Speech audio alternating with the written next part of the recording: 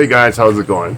I'm Josh, this is my channel Newtons per second, and today, being nice out, I figured I'd be outside and go over the Lotus 5. I really want to kind of go through it like I did with the Jupiter 3, check out the harness, and I noticed when I recovered the rocket, I had a little bit of almost like a bird's nest near the parachute where the line got really tangled, and I don't understand what happened, so I just kind of like spread it apart and dissect it and see what happened.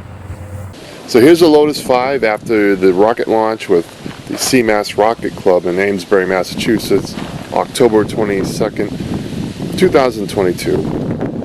And I want to kind of pull out the recovery harness because it did something weird. The parachute deployed, but the upper harness was like was just all like tangled, and I want to kind of go through it and see what happened. And I need to get the motor out and get it cleaned up. That's on the Nosecone J335 Redline Motor. So let me pull this out. I was kind of going through this, but I'm like, I need to wait until I have some more time. Hey, there it is. This is the case. This is my first fiberglass kit from Composite Warehouse. You can see here that the shear pins broke nice and clean. There's 3 of them on here. This is the bottom half of the harness. And I did add a section to it because I just felt like the 15 feet wasn't enough. But here's the problem I'm having right here. This upper section is, I'm not sure what happened to it. Okay, so here's this point here where the upper section got all tangled up. Here's a 30-inch Nomex shield that was protecting the parachute. But when this all deployed, this was a big knotted mess, and I'm not sure why. It's kind of weird. So here's the parachute line.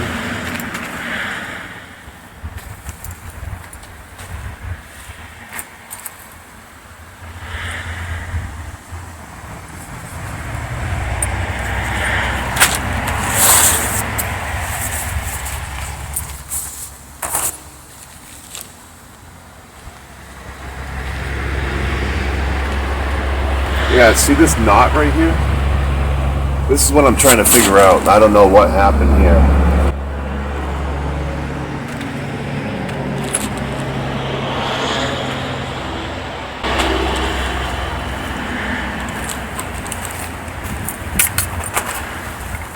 And I'm trying not to untangle the knot yet. I'm just trying to figure out what it did. And looks like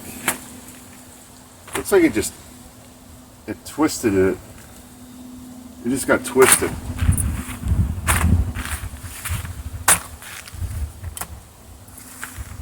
Okay. So that's what happened. It looked like it did this. So it kind of like, it twisted itself like this and made some kind of weird knot. So what happened with the recovery is RockSim was saying this was going about 1,500 feet. When we got to the field, this was the next flight after my Cert 2 project. And the wind picked up a little bit more, and they, like I said, they angled the rockets into the wind. So I lost, I think, a lot of altitude. So I had 7 seconds of delay cut out on the motor, and I probably could have trimmed out at least another 2 seconds. So that's 2 seconds of really free falling more than it should have. And when it does that, it's a lot of stress on the line. And you can see here, start to tear out. But it all worked out in the end. Maybe that's why this tangled up, because it came out when the rocket was really moving out pretty fast. Chute release performed well. It was set at 600 feet, so not a problem there.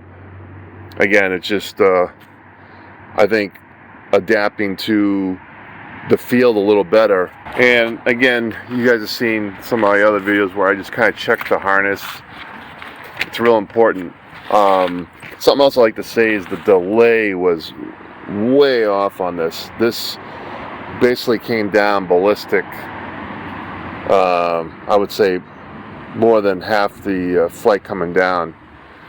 And the only signs I see of stress to the harness is right at the first Nomex shield, and some of the stitching pulled apart right here.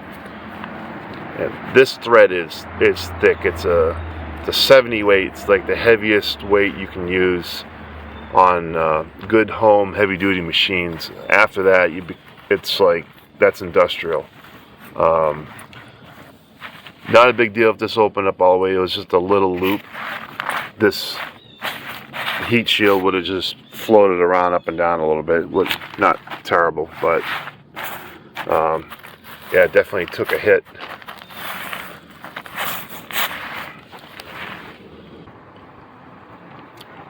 Alright, so this is looking into the nose cone of the Lotus 5, and where it ties to the eye bolt, that looks great.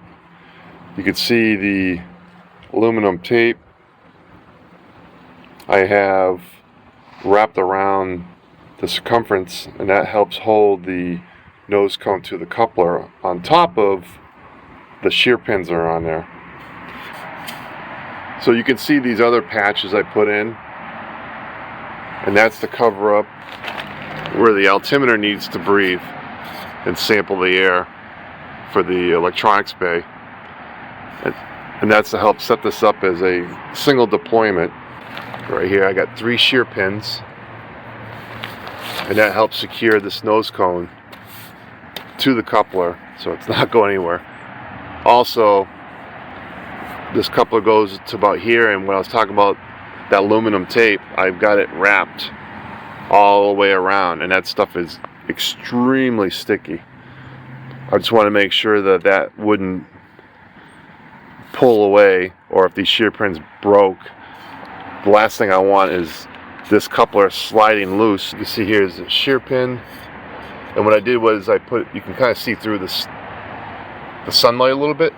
There is more aluminum tape on the back side because I didn't want the shear pin, even though I cut them so they should be flush with this thickness, I didn't want them sticking out just a little bit and potentially interfering with the harness coming out of the nose cone, because the parachute was packed in here and I needed to be able to pull out when this all deploys.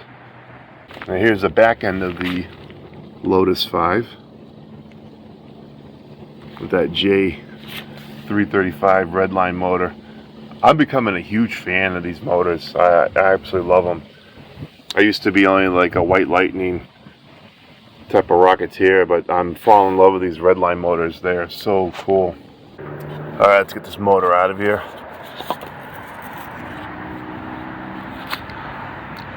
Alright, this is in great shape.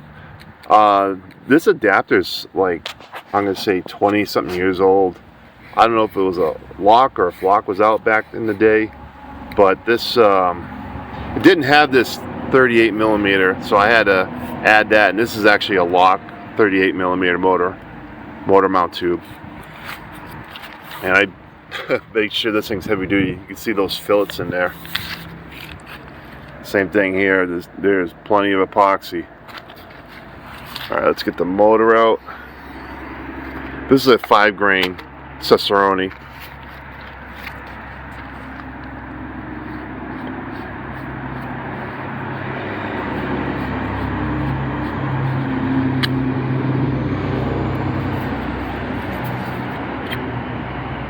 Woo! Wow, look at that. Looked like it almost burned through at that point. How's the case look? Okay, I don't know if you guys can see anything there. That's the good part. I don't see anything. That case looks like a mirror in there. Alright, I just got worried.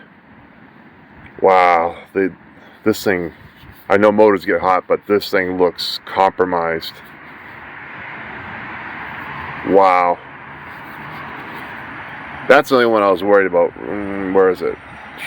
Right there. Because that is like a hole. I don't know if that could have potentially been a Kato at some part. But the case looks... nothing wrong. I mean, I don't even have to really clean this. I'll wipe it down real quick, but I mean, it looks brand new, like the day I bought it. So when I made this kit, I didn't have money for aero packs, so I just kind of adapted this kit for Z-clips by putting the T-nuts in, top and bottom, and made my own aluminum clips. Seem to do the trick, but I would prefer the Aeropack product as it looks way cleaner in there. I'll just have to clean this edge up real nice before I can apply an Aeropack kit to it. Alright, thanks for watching everybody. We'll see you next video.